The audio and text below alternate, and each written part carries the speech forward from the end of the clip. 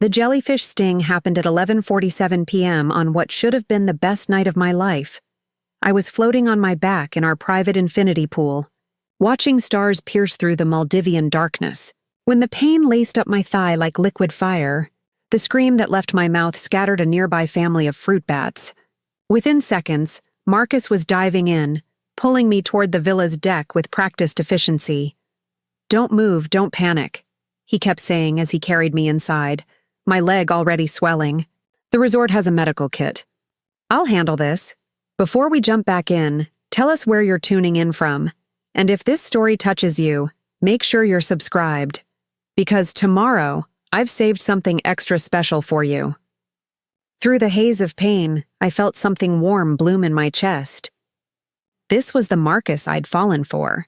Capable, protective, the kind of man who kept emergency numbers programmed and always knew what to do. Even on our wedding night, dripping wet in his designer swim trunks, he moved with purpose. "Stay here," he instructed, lowering me onto the sofa. "The anti-venom kit is in the bathroom cabinet. Resort protocol. They stock every villa."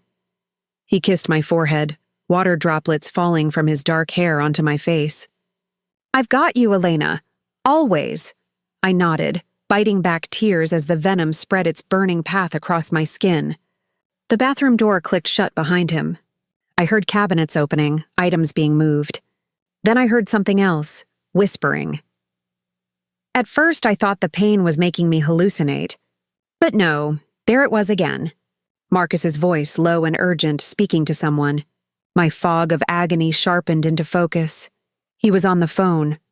"I can't talk long," his voice filtered through the door. "She's hurt. I need to— No, listen to me. It's happening exactly like we planned." The jellyfish sting suddenly felt like a minor inconvenience compared to the ice spreading through my veins.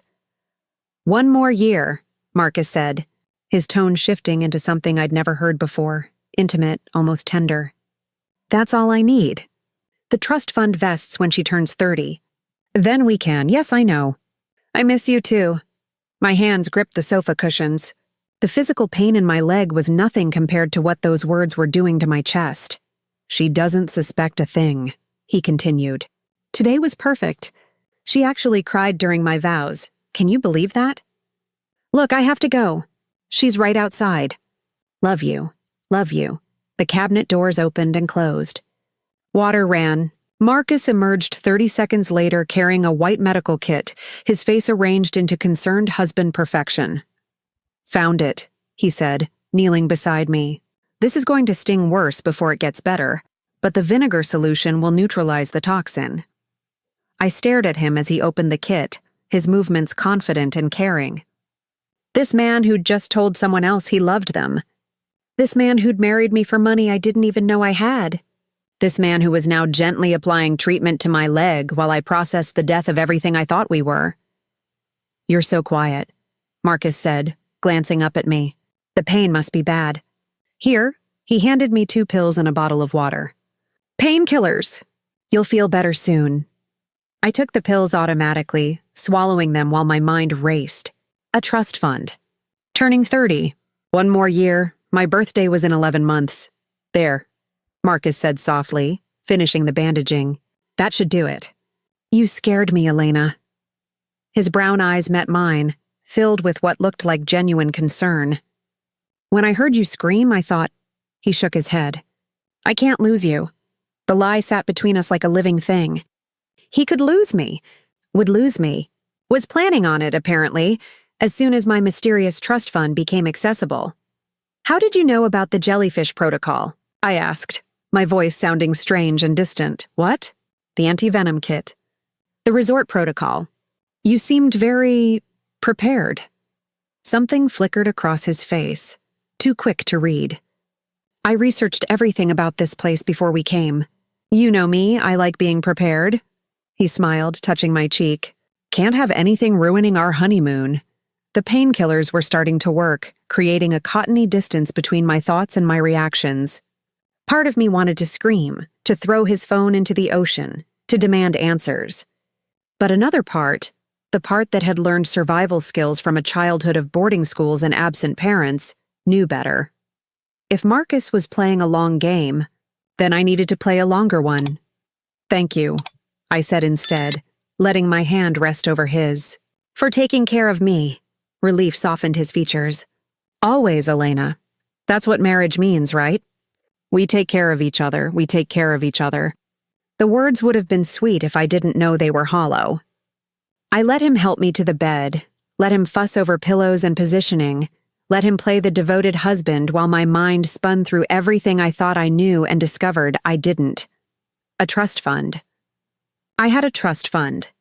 Preparing and narrating this story took us a lot of time, so if you are enjoying it, like this video, it means a lot to us. Now back to the story. My parents had died when I was 8, a small plane crash in the Alps during one of their frequent European escapes from parenthood. I'd been raised by my grandmother, a woman who valued stoicism over sentiment and independence over inheritance. She'd given me a comfortable life, but never mentioned wealth beyond the family home in Connecticut and a modest savings account, unless she'd hidden something. Unless there was money I knew nothing about. "Get some rest," Marcus said, pulling a light blanket over me. "I'll clean up the medical supplies and check that the pool area is safe. Don't want any more surprises tonight." He kissed my forehead again, that same tender gesture that now felt like betrayal wrapped in affection. As he walked back toward the bathroom, phone in hand, I closed my eyes and pretended the painkillers were pulling me toward sleep. Through my lashes, I watched him pause at the bathroom door, glance back to ensure I wasn't looking, then disappear inside again. The lock clicked. This time, I knew what that sound meant. It meant secrets. It meant lies. It meant my husband of exactly 7 hours was in there probably, texting the woman he actually loved, while his wife, his Mark, lay drugged and injured in the next room, but two could play the long game, while Marcus whispered sweet nothings to his mystery woman through a locked door. I began mentally cataloging everything I needed to know. The trust fund was the key, where it came from, when it vested, how much it contained. If Marcus had found out about it, there would be a trail. Financial documents, legal papers, something that had tipped him off to a fortune I'd never known existed. My grandmother had died 2 years ago, just months before I met Marcus at that gallery opening in Soho. I'd been admiring a sculpture, some twisted bronze piece about grief, when he'd approached, with wine and commentary about artistic interpretation that was just pretentious enough to be charming. "Loss transforms us into something unrecognizable," he'd said, gesturing at the sculpture. "We become these twisted versions of who we were, but maybe that's not always bad. Maybe that's evolution." I'd found it profound at the time.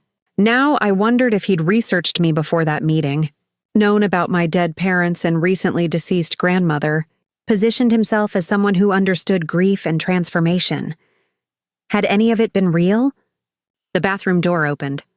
Marcus emerged, his face peaceful in the low light. He'd changed into sleep clothes, expensive silk pajamas I'd bought him for Christmas. Everything he wore, I'd paid for. Everything he owned, I'd helped acquire. And apparently everything he'd done for money I didn't know I had. "You're still awake?" he asked, climbing into bed beside me. "The pain," I said softly. "Hard to sleep. Come here." He pulled me against him, my bandaged leg draped over his. "I'll stay awake with you. We're in this together, remember? Together." Another beautiful lie. I let my head rest on his chest, listening to the steady rhythm of his heart. This same heart had beaten calmly through our entire relationship, through the first date, the first kiss, the engagement, the wedding planning. All of it performance, all of it calculation. "Marcus?" I whispered into the darkness. "Do you ever think about the future?" "Like, really far future?" His hand, which had been stroking my hair, paused for just a fraction of a second. "What do you mean?" "I don't know. 5 years from now. 10 years. What do you see for us?" The pause stretched longer this time. "I see us happy," he finally said. "Successful? Maybe kids if that's what you want. A house with actual space, not like my cramped apartment." He laughed softly. "I see us still surprising each other. Still choosing each other every day. Every word landed like a small knife between my ribs. That sounds perfect. I lied back. We lay there in the expensive silence of our honeymoon villa. Two people speaking entirely different languages of deception. Marcus probably thought he was safe, that his secret phone call had gone unheard, that his plan was intact. He was already calculating the timeline. One more year of playing devoted husband, then the trust fund, then freedom with whoever was on the other end of that call. But he'd made one critical mistake. He'd underestimated me. My entire life, people had made that mistake. Teachers saw a quiet girl with dead parents and assumed fragility. Boarding school classmates saw wealth and assumed stupidity. Even my grandmother, who'd loved me in her austere way, had assumed I'd need protection from the world rather than tools to navigate it. She'd been wrong, too. After she died, I'd found her journals, decades of observations about people, about business, about the art of seeing what others tried to hide. "Elena," she'd written in her final entry, "you have my eyes. Use them to see not what people show you, but what they're desperately trying to conceal." I was seeing now. Marcus's breathing had evened out into sleep, or a convincing approximation of it. I carefully extracted myself from his embrace and limped to the villa's desk, where my phone sat charging. The jellyfish sting throbbed with each step. But pain had become clarifying rather than debilitating. I opened my email and began scrolling, searching for anything from my grandmother's lawyers, her financial advisors, anyone who might have sent information about a trust fund. Nothing obvious appeared, but then again, if Marcus had intercepted communications, he would have been careful to cover his tracks. My grandmother's lawyer was named Herbert Chen, a man I'd met exactly once at her funeral. He'd given me his card, muttered something about matters to discuss when appropriate, then disappeared into the crowd of mourners. I'd filed the card away and forgotten about it, too numb with grief to think about legal matters. I found his contact information in my phone and composed a message. "Keeping my words carefully neutral, Mr. Chen. This is Elena Castellano, formerly Elena Morrison. I apologize for the late contact. I'm on my honeymoon in the Maldives, but I've been thinking about my grandmother's estate and wanted to confirm that all matters have been properly settled. Could you provide me with a complete summary of her financial arrangements, particularly any trusts or funds that might require my attention? I'd appreciate your discretion with this request. Best regards, Elena." I hit send before I could second-guess myself. It was 3 a.m. in New York, but Herbert Chen struck me as the type of lawyer who checked his email obsessively. With luck, I'd have answers within hours. Limping back to bed, I noticed Marcus's phone on the nightstand. It was face down as always, a habit I'd never questioned before but now seemed significant. My fingers itched to grab it, to scroll through his messages and calls, to find out exactly who he'd been talking to and for how long this deception had been brewing. But that would tip my hand. If Marcus woke and found me snooping, the game would be over before it started. Instead, I climbed back into bed, positioned myself in his arms again, and began planning. First, information. I needed to know everything about this trust fund, the amount, the vesting date, the conditions. Knowledge was ammunition. Second, documentation. Whatever Marcus had been doing, there would be evidence. Emails, texts, financial records. I needed to find it all before he suspected I was looking. Third, the mystery woman. Whoever she was part of this plan. Maybe even the architect of it. I needed to know her identity, her connection to Marcus, what she stood to gain from this scheme. And finally, I needed to decide what I wanted. Revenge, justice, simply to walk away and salvage what remained of my dignity? The ocean whispered beneath our villa, eternal and uncaring about human drama. In the darkness, I could almost pretend this was still the honeymoon I'd imagined. Two people in love, beginning their adventure together. But pretending was dangerous now. Pretending was what had gotten me into this mess. "Elena?" Marcus's voice, rough with sleep, my body tensed. "Yes? Your leg. Is it okay? Need more painkillers?" The concern in his voice sounded genuine. That was the most disturbing part. Marcus was an excellent actor. Every moment of our relationship might have been performance, and I'd never know which parts were real and which were scripted. "I'm fine," I said. "Go back to sleep." His arm tightened around me. "Love you," he murmured.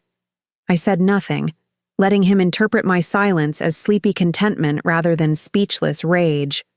"Love you." The same words he'd whispered to someone else an hour ago.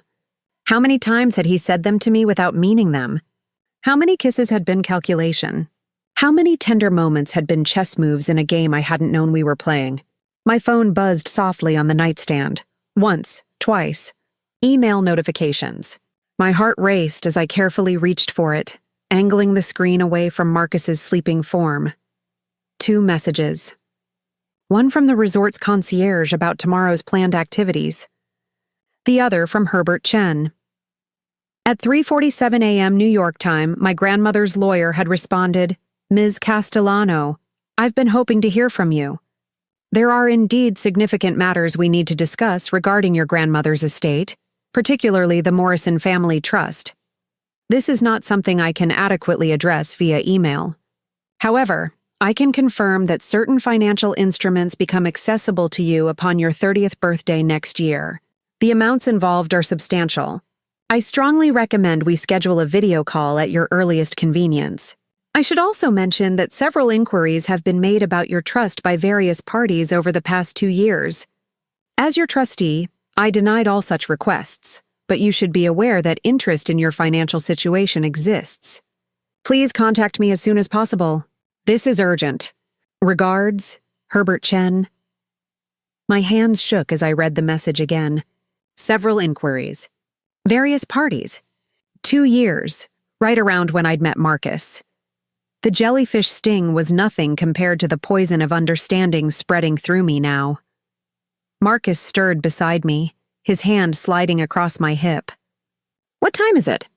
he mumbled. "Early," I said, setting my phone down. "Go back to sleep." But I knew neither of us would sleep soundly again. Not on this honeymoon. Not in this marriage. Not until one of us finished the game we were playing, and I was determined it would be me. As dawn broke over the Maldives, painting the ocean in shades of gold and rose, I lay awake beside my husband and planned his downfall. The villa that had seemed like paradise 12 hours ago now felt like a beautiful cage.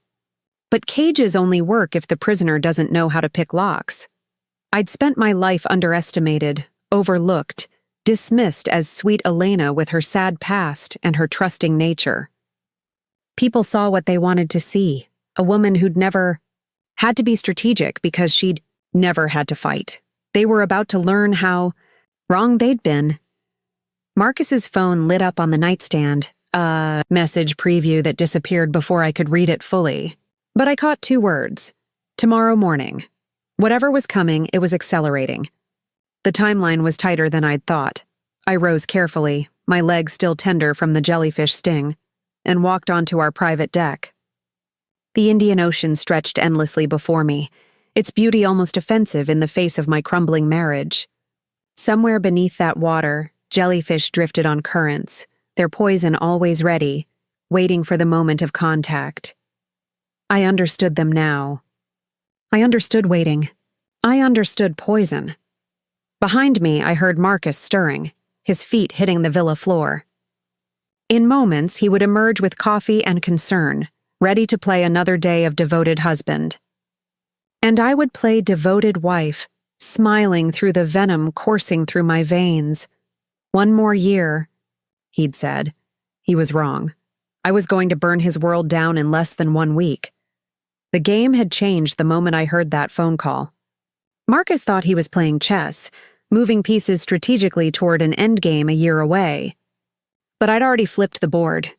Now we were playing something else entirely, something faster, more brutal, with rules he didn't know existed. "There you are," Marcus said, sliding the door open. He carried 2 cups of coffee, perfectly prepared the way I liked mine. Cream, no sugar. Such a thoughtful husband. "How's the leg?" "Better," I said, accepting the coffee. "The swelling's going down." "Good. I was worried about you." He kissed my temple, his hand resting at the small of my back. I know today was supposed to be our diving excursion, but maybe we should take it easy? Stay in, order room service, just be together? Be together. Keep me isolated. Control the narrative. Actually, I said, taking a sip of the coffee, I'd like to go into the main resort. Do some shopping, maybe get a massage at the spa. Give you some time to yourself, too. I know you wanted to check in with the office. Marcus's expression flickered.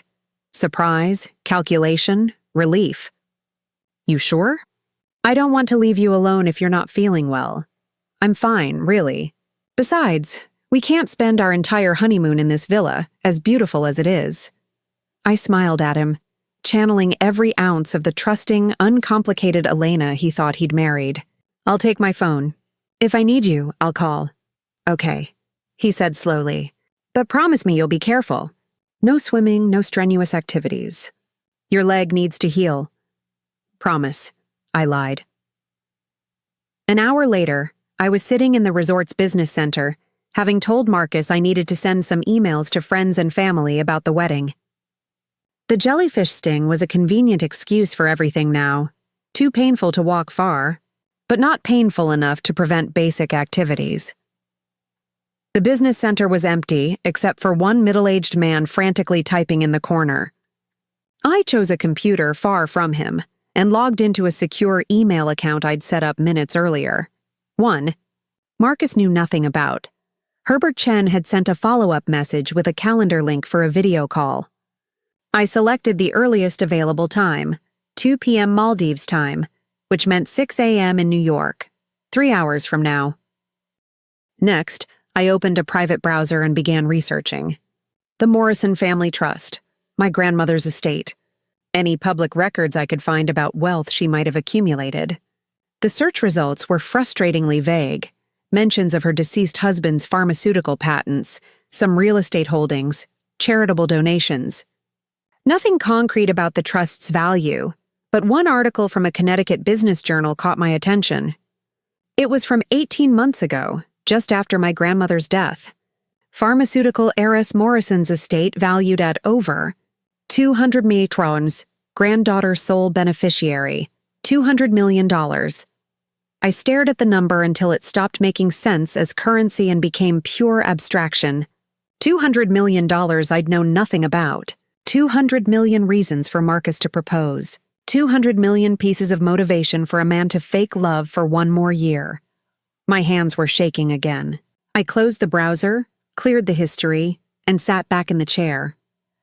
The man in the corner had finished his frantic typing and left. I was alone with this knowledge, this impossible sum, this evidence of betrayal. How had Marcus found out? Who had told him? And more importantly, who was helping him plan to take it? My phone buzzed. A text from Marcus. How's it going? Missing you already. I replied, just finishing up. Heading to the spa now. See you for dinner?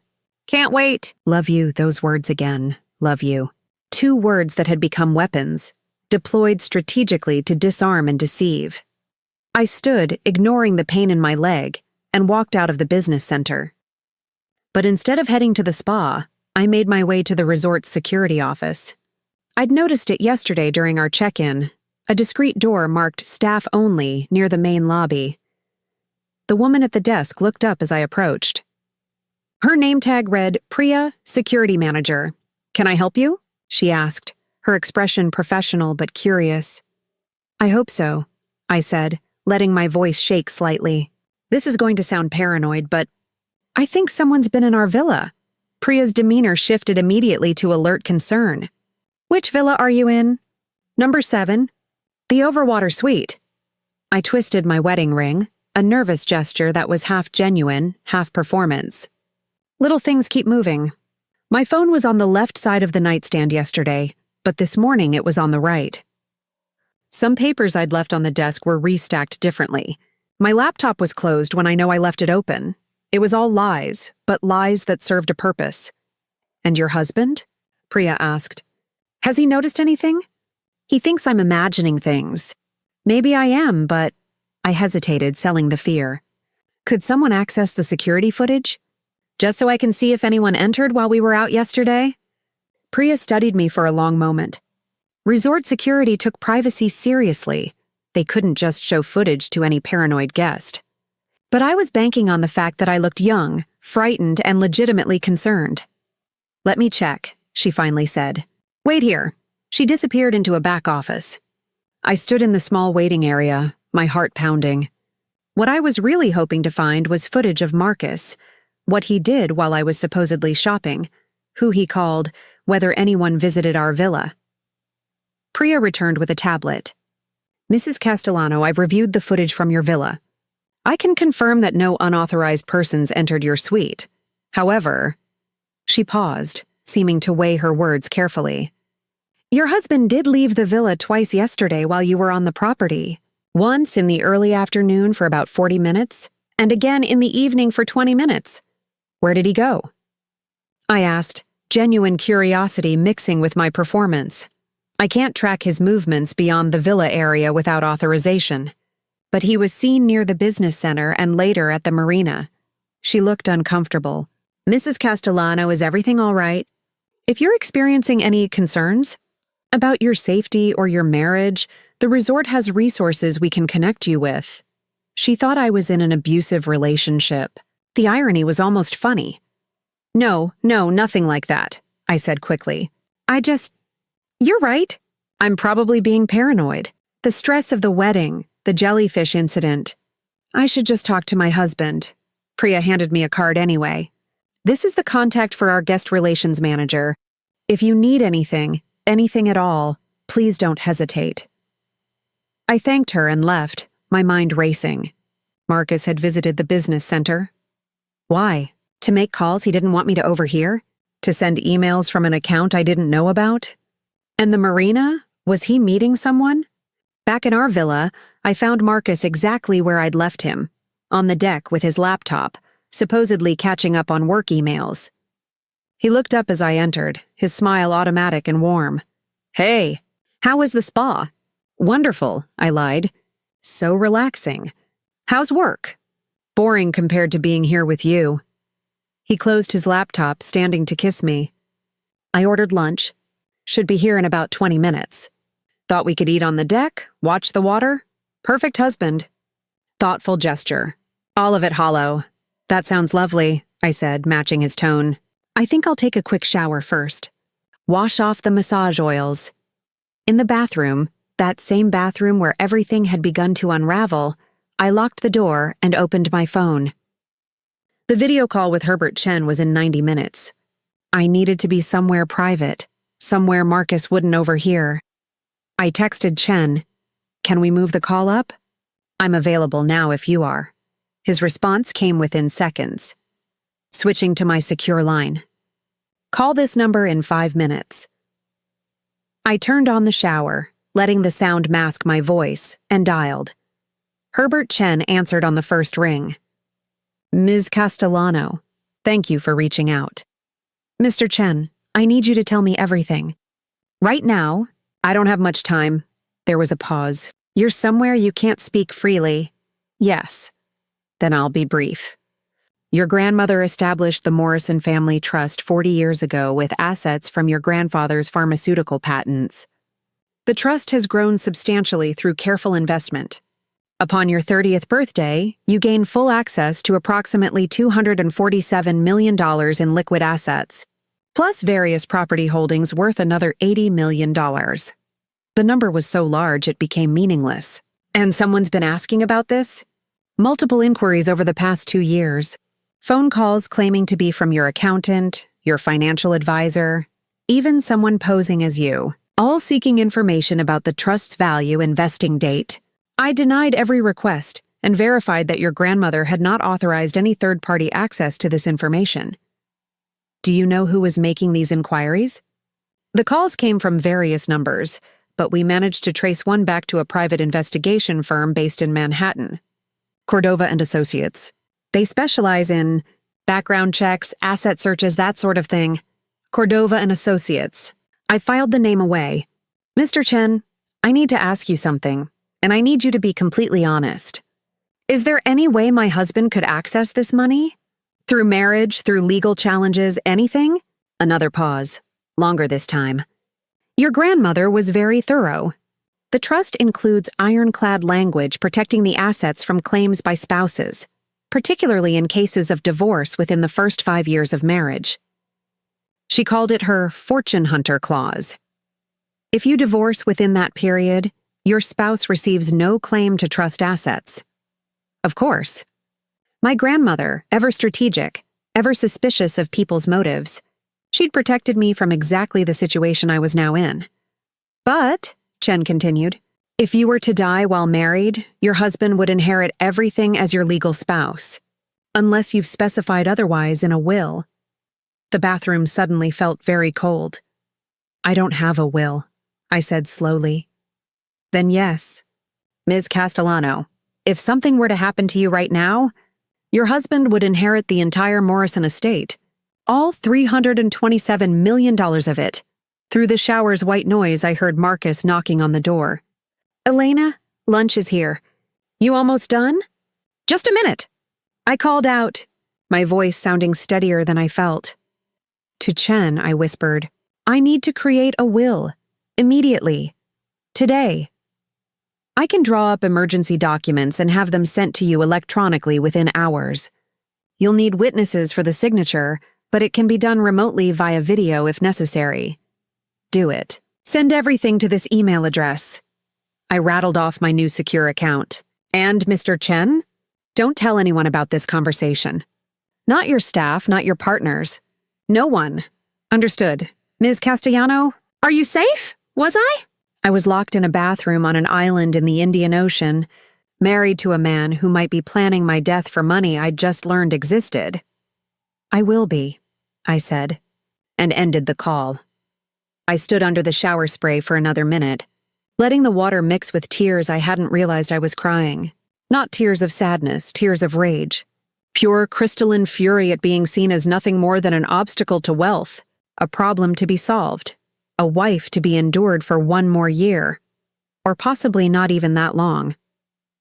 If Marcus knew about the inheritance clause, if he'd done his research thoroughly, then he knew that divorce would leave him with nothing. But death would give him everything. I turned off the shower, dried myself methodically, and looked at my reflection in the mirror. The woman staring back looked the same as she had 24 hours ago. Chestnut hair, hazel eyes, features people called pretty in a forgettable way. But something behind those eyes had changed. I was done being underestimated, done being the sweet, trusting Elena who believed the best in people. Done playing the role Marcus had cast me in. If he was planning a tragedy, I would give him one.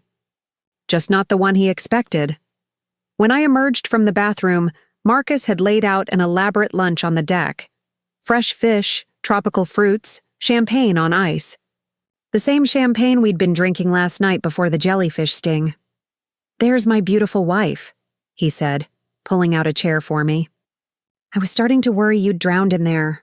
Drowned. Interesting word choice. Just enjoying the water pressure, I said lightly, sitting down. These luxury resorts really know how to do bathrooms right. We ate lunch in the golden afternoon light, talking about nothing. The weather, the view, what excursions we might try tomorrow. Surface conversation that revealed nothing and meant less. All the while, I was calculating. The jellyfish sting could have been accidental.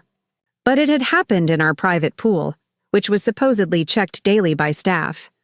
Jellyfish in infinity pools were rare. The filtration systems typically kept them out, unless someone had introduced one deliberately. I thought about Marcus's confident handling of the medical kit, his practiced application of treatment, his certainty about resort protocols. Had he known I would be stung? Had he been prepared because he'd caused it? And those pills he'd given me? Were they really just painkillers? You're quiet, Marcus observed, refilling my champagne glass. Still processing everything, I think. The wedding, the travel, the sting. It's been a lot. I know. He reached across the table, taking my hand. But we have 2 whole weeks here to relax and just be us. No pressure, no schedule.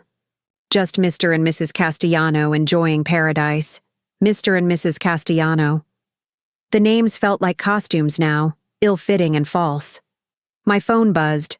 a notification I'd been waiting for. Herbert Chen had sent the will documents marked urgent. Work? Marcus asked, his eyes flickering to my phone.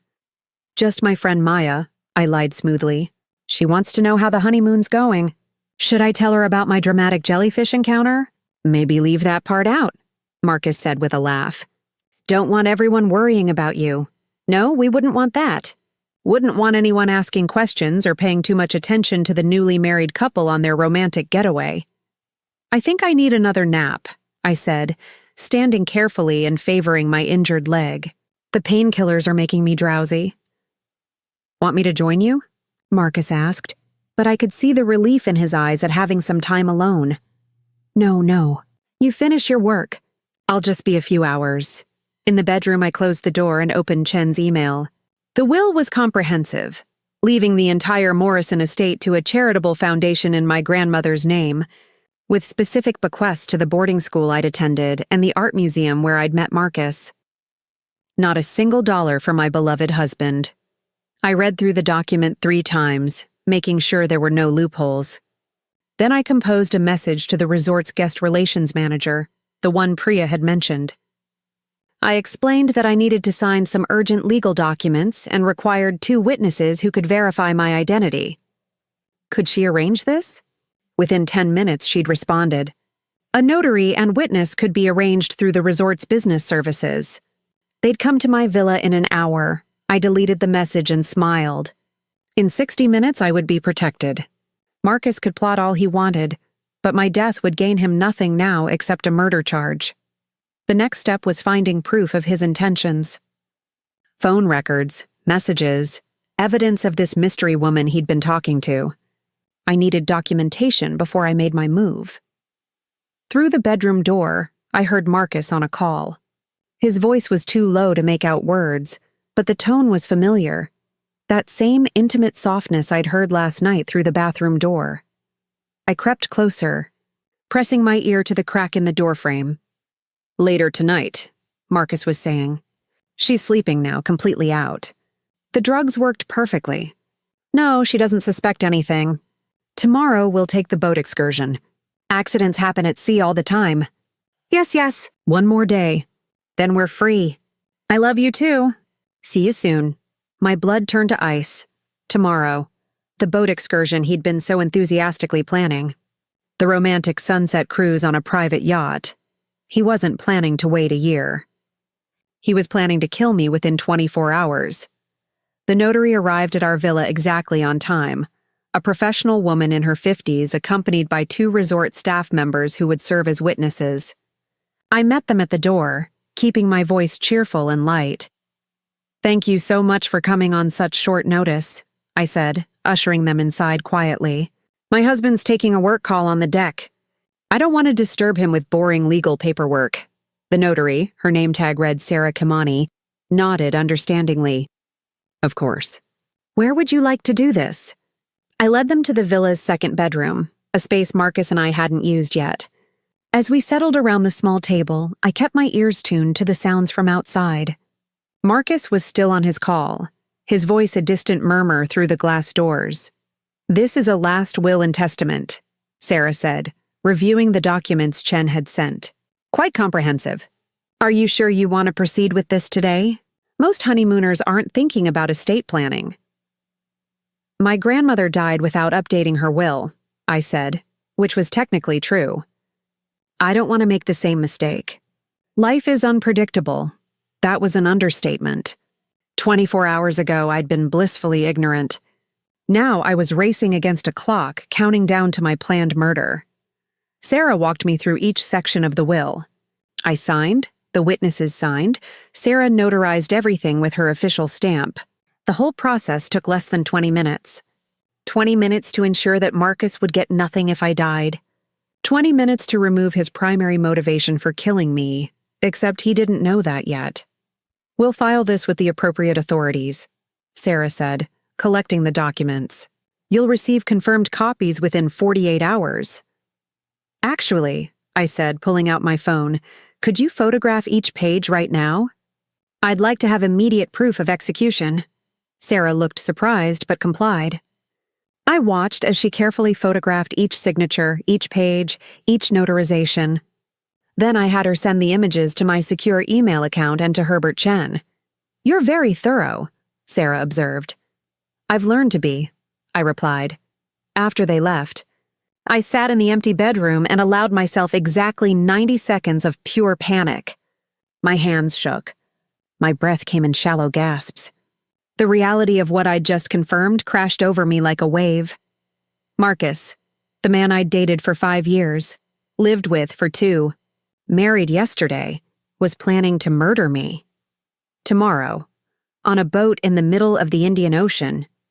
And someone was helping him, waiting for him, ready to celebrate my death and claim my money. The 90 seconds ended. I stood up, straightened my clothes, and walked back into the main living area. Marcus was off his call, standing at the bar mixing drinks. He looked up with that familiar smile that now seemed like a mask barely covering something monstrous beneath. "There you are," he said. "I was about to come check on you. Feeling better after your nap?" "Much better," I lied. "What are you making?" "Mai Tais. Thought we could watch the sunset with something tropical." He handed me a glass, the liquid bright orange and deceptively cheerful. "To us." I raised my glass but didn't drink. "You know what? I think the medications and alcohol don't mix well. I've been feeling dizzy. Maybe just water for now. A flicker of something. Disappointment? Frustration?" Crossed his face before the smile returned. "Of course. Let me get you some water. Don't want you feeling sick." As he turned toward the kitchen, I poured the Mai Tai into a nearby orchid planter. When he returned with water, I was holding an empty glass. "That went down fast," Marcus said, his eyes studying me. "I was thirsty," I replied, accepting the water. "So, about tomorrow. The boat excursion. Are you still excited about it?" "Absolutely. It's supposed to be incredible. Dolphin watching, snorkeling in a private cove, sunset dinner on the water." He pulled out his phone, showing me the itinerary. "We have the whole yacht to ourselves for 6 hours. 6 hours. Plenty of time to stage an accident. A slip on the deck. A drowning while snorkeling in a remote cove. So many ways for a young woman to die at sea, especially one who'd been stung by a jellyfish the day before and might be weak, dizzy, disoriented." "It sounds perfect," I said, letting my voice carry just the right amount of excitement. "What time do we leave?" "They're picking us up at 2 p.m. from our private dock." Marcus sat beside me, his arm sliding around my shoulders. "I've been looking forward to this all week. Just you, me, and the ocean, no distractions. No witnesses," he meant. "I can't wait," I said, leaning into him, playing the role he expected. The trusting wife, the unsuspecting target. But while he was making plans for my death, I was making plans of my own. That evening, while Marcus showered, I sent a series of carefully worded messages. First to Herbert Chen, "Will executed and filed. Need you to investigate Cordova and Associates. Find out who hired them and what information they obtained. Also need complete background check on Marcus Anthony Castellano. Everything, financials, previous relationships, employment history, legal records. Money is no object. How fast can you work?" His response came quickly. "I'll have preliminary findings by morning your time. Comprehensive report within 48 hours. Be careful." Next, I messaged the resort's security manager, Priya. "This is Elena Castellano from Villa 7. I hate to be a bother, but could you tell me what company provides the yacht for tomorrow's private excursion? Just want to verify they're reputable." "Thank you," she responded within minutes.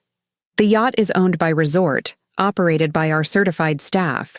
Captain Medusha has 15 years' experience, impeccable safety record. Is there a concern?" So the yacht was resort-owned. That was good. Meant there would be professional staff, safety protocols, witnesses to whatever Marcus was planning. Unless he'd found a way to bribe or replace them. I thought about canceling the excursion entirely, but that would tip my hand. Marcus would know I suspected something. Better to let him think his plan was proceeding smoothly while I built my own countermeasures. "No concern," I replied to Priya. "Just nervous after the jellyfish incident." "Will Captain Medusha be the only crew member?" "No, there will be 2 crew members plus the captain." Standard safety protocol for private charters. You'll be well looked after.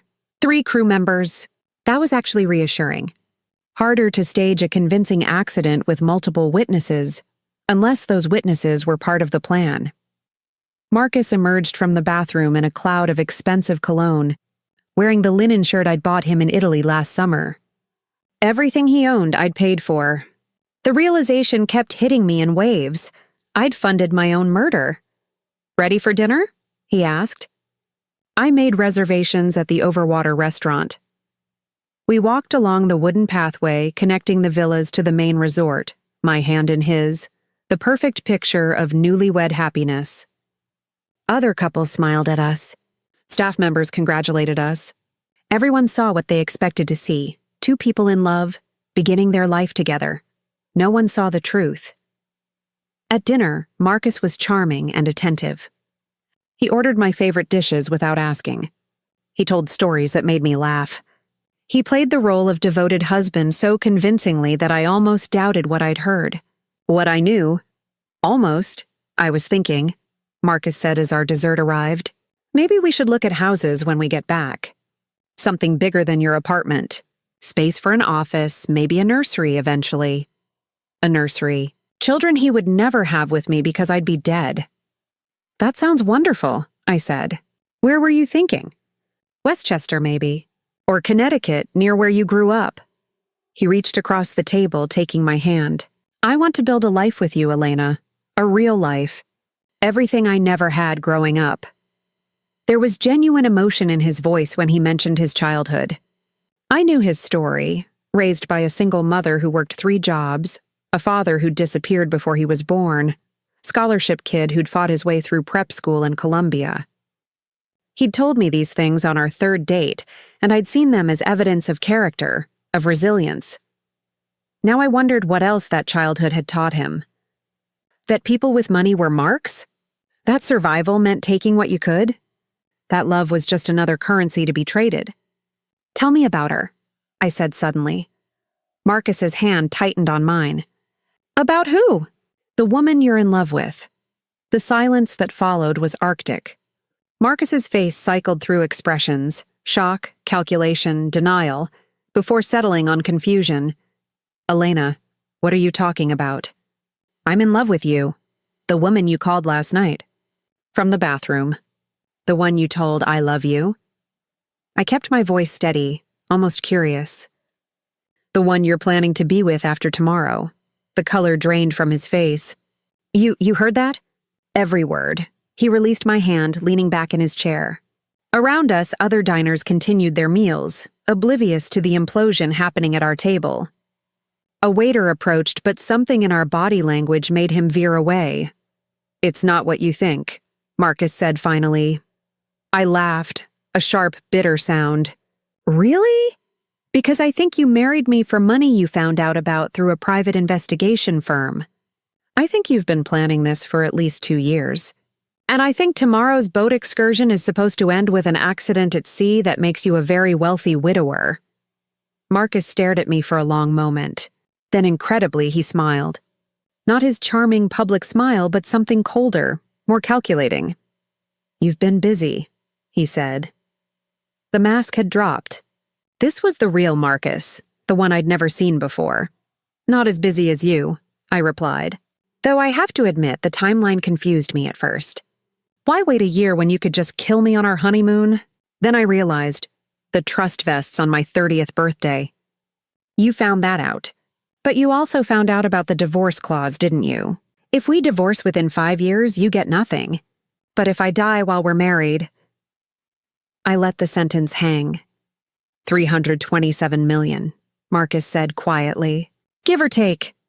Hearing him say it out loud felt like a physical blow. So it was always about the money. Not always. He leaned forward, his expression almost earnest. At first, yes. I saw you at that gallery, and I'd done my research. I knew who you were, what you stood to inherit. I planned to get close to you, marry you, wait for the trust to vest, then divorce and take half. How romantic. But then we got married. And I realized something. He paused, seeming to choose his words carefully. The divorce clause meant I'd spend 5 years with you for maybe $20 million after legal fees. Or another pause.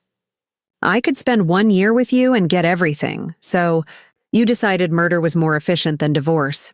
I decided that the woman I actually love shouldn't have to wait 5 years for us to be together. There it was. Confirmation of the mystery woman? Who is she? I asked. Marcus pulled out his phone, scrolled through his photos, then turned the screen toward me. The woman in the image was beautiful. Striking dark eyes, Mediterranean features, confident smile. She was standing on what looked like a yacht, wearing designer clothes I recognized because I'd learned to spot them during my boarding school years. Isabella Cordova, Marcus said. She owns the investigation firm that researched you. Of course. Cordova and Associates. Let me guess, I said. You met her during the investigation. Fell in love while planning to steal my money. We've known each other since high school, Marcus corrected. She was my first everything. But her family had money, and mine didn't. Her father made it very clear I wasn't good enough. So we broke up, went our separate ways. Then 2 years ago, we reconnected and decided to team up for fraud and murder. Marcus had the audacity to look offended. It's not like that. Isabella understands me in ways you never could. She knows what it's like to fight for everything, to never have enough, to watch rich people waste their money on trivial things. So you thought you'd just take mine? You didn't even know you had it. His voice rose slightly before he caught himself, glancing around at nearby tables. More quietly, he continued, You were living in a 1-bedroom apartment, working a museum job that barely covered your rent. You had $327 million in a trust fund, and you didn't even know. What kind of sense does that make? The kind of sense that comes from a grandmother who knew that money attracts parasites, I said coldly. She was right, apparently. Marcus finished his wine in one long swallow. So what happens now? You're going to what? Divorce me? Go to the police? You don't have any proof, don't I? I pulled out my phone, opening the audio recording app I'd started when we sat down. The entire conversation was captured. Conspiracy to commit murder. Fraud. I'm sure the SEC would be very interested in your planned acquisition of my trust fund. His face hardened. That won't hold up in court.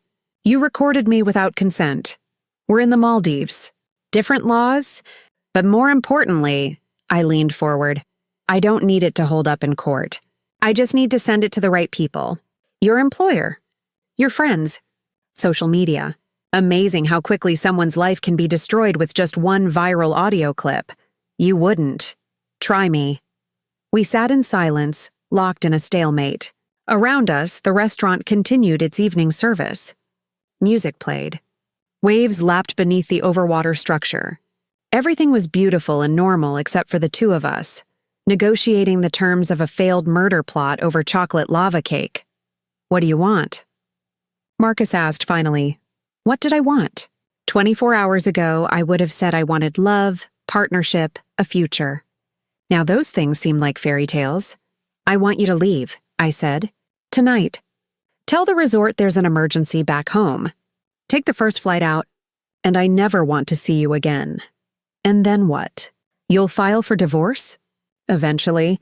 For now, I just want you gone. Marcus studied me, and I could see him calculating odds, weighing options. If I leave tonight, you won't go to the police? Won't press charges? Not if you disappear completely. No contact. No attempts to claim any marital assets. Clean break. What about Isabella? What about her? She wasn't really part of this. I dragged her into it, I almost laughed. You mean the private investigator who illegally researched my finances and helped plan my murder? That Isabella? I'm sure she was a completely innocent bystander. She didn't know about... He stopped himself. About the murder part? I finished. Just the fraud part? How noble. Marcus's jaw clenched. Fine, I'll leave tonight. But Elena... He leaned forward, and for just a moment, I saw something that might have been genuine regret in his eyes. For what it's worth, parts of it were real. Not the beginning, maybe. But somewhere along the way, I did start to care about you. Just not more than $327 million. Not more than freedom, he corrected. Not more than choosing my own life instead of playing a role for 5 years. There was a twisted logic to it, I supposed. In his mind, he was the victim, trapped by circumstances, forced to choose between love and money, doing what he had to do to survive. The fact that what he had to do involved murdering me was apparently just an unfortunate necessity. Get out, I said quietly, before I changed my mind. Marcus stood, throwing his napkin on the table. I'll need time to pack. You have 1 hour. I'll stay here. When I get back to the villa, you'd better be gone. He nodded once, then turned and walked out of the restaurant. I watched him go. This man I'd married less than 36 hours ago, now leaving my life as abruptly as he'd entered it. Except I knew he wouldn't really leave. Not tonight. Not voluntarily. Because Marcus Castellano was a planner, a schemer, someone who always had a backup strategy. And right now, his backup strategy was probably realizing that the only way to guarantee my silence was to go through with the original plan. If I was dead, I couldn't testify against him, couldn't release audio recordings, couldn't divorce him and trigger the protection clause. I'd just given him one more reason to kill me, and one more reason to do it tonight instead of waiting for tomorrow's boat excursion. I sat alone at the table for another 20 minutes, letting Marcus think I was giving him time to pack and leave. In reality, I was sending a series of urgent messages. To Priya, the security manager. Need to speak with you immediately. Villa 7. Emergency to Herbert Chen. Marcus knows I know. Situation escalating. Need documentation of everything we've discussed sent to local authorities now. To Sarah Kamani, the notary. If anything happens to me in the next 48 hours, the circumstances should be investigated as suspicious. My husband has motive and opportunity. Then I called the resort's main desk and asked them to connect me to the general manager. Mr. Bashir, this is Elena Castellano in Villa 7. I need to report a potential safety concern involving my husband. What followed was a careful conversation where I explained just enough to get help without sounding completely paranoid. A husband who'd become erratic. A feeling of being unsafe. A request for security to be nearby when I returned to my villa. Mr. Bashir took me seriously. Within minutes, he assured me that security would be discreetly stationed near my villa. That there were protocols for these situations. That guest safety was their highest priority. When I finally walked back toward Villa 7, I wasn't alone. 2 security guards trailed at a distance, and Priya was waiting at the entrance to my villa. Mrs. Castellano, she said quietly. Are you all right? I will be, I replied. Is he still inside? She checked her tablet, which showed security feeds. Yes. He's in the main room on the phone. Of course he was. Probably calling Isabella, explaining that their plan had fallen apart, that I knew everything, that they needed to regroup.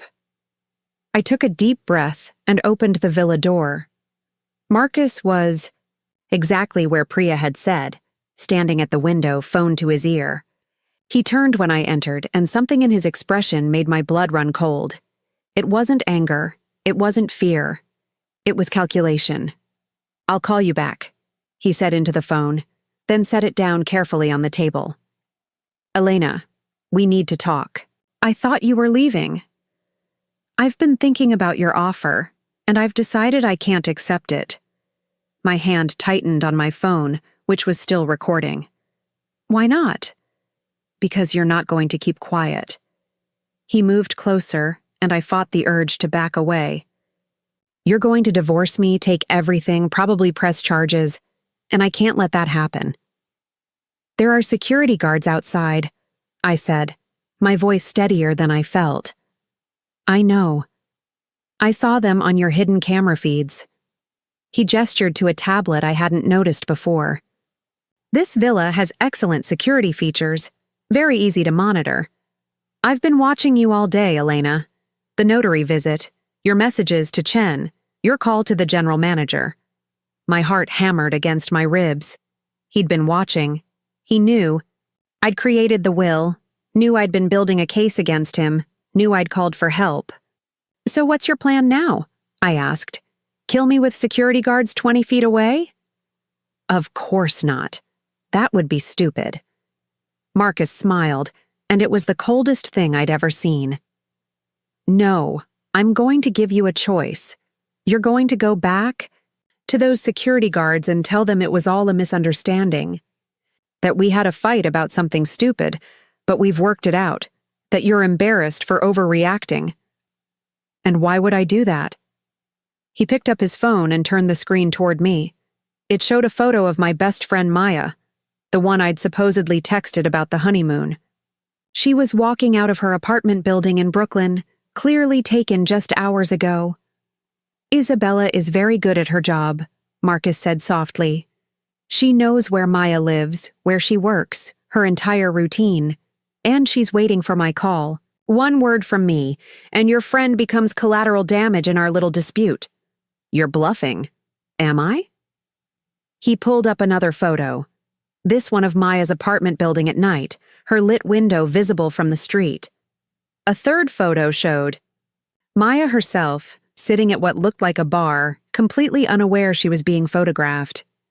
Isabella is very thorough and very motivated. After all, $327 million is worth a lot of motivation. I felt sick. This wasn't just about me anymore. Marcus had expanded his plan to include anyone I might turn to for help. "So here's what's going to happen," Marcus continued, his voice taking on that reasonable tone he used when closing business deals. "You're going to dismiss the security guards. We're going to get through tonight peacefully. Tomorrow we take the boat excursion as planned. And while we're out there, far from witnesses and security cameras, we're going to have an accident." "You mean you're going to kill me?" "I mean we're both going to be involved in a tragic incident. Maybe you hit your head on the deck. Maybe you had a seizure from the jellyfish venom and fell overboard. Maybe the pain medication and alcohol created a dangerous interaction." He shrugged.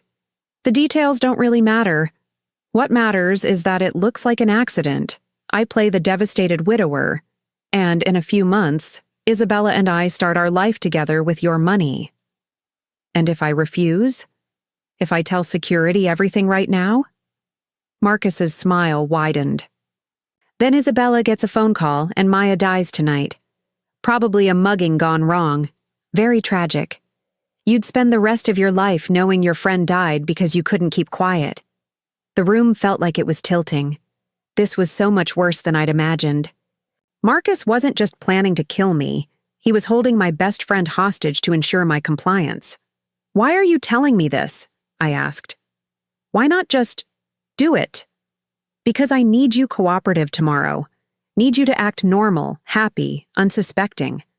If you fight me, if you try to escape or call for help, people will remember.